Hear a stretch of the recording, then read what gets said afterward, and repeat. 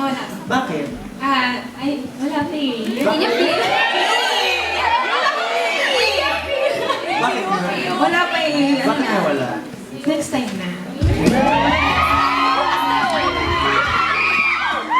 Wala ka pang boyfriend? NBSP kami pareho. Dapat magka-boyfriend ka na. Ano ka ba? Nanganak na nga si Melay. Dapat sumunod ka. Anong feeling na nakukumpara ka kay Melay? Does it offend you? Or... Hindi naman kasi maganda naman si Meloy oh. In fairness, lalo na nung buntis siya, maganda si Melay. At tingnan mo na napangasawa, ang gwapo. Oo, di ba? Diba?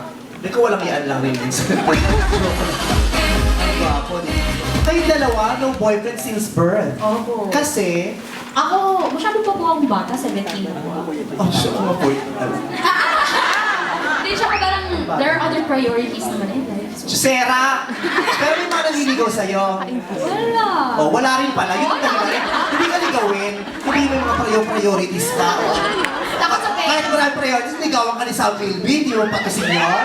Ay, ito yung yata akin yung kay Sama. Ikaw?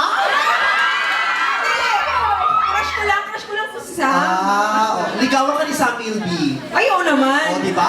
Wala rin pa priority. Arte pa. Kasi Sam Philby, priority na nga yun. Di ba? Ay, opportunity na nga yun. Di ba? Asawa na agad, huwag na kumanta. Talented pero talented.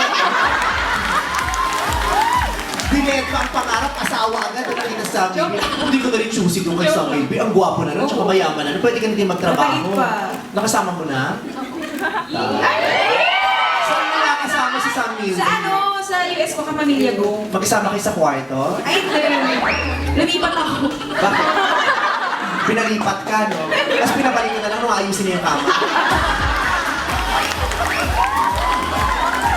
Kasi nangyari sa akin yan, eh.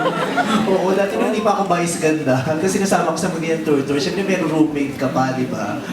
Ang gwapo ng roommate ko, si Kat. Ay, roommate kami na. Pinalipat akong kwarto. Tapos pinatawag na lang ako nabukasan. Oh, pwede ka na bumalik, okay na. Pa-fix na lang my things. Iyayay ako, day.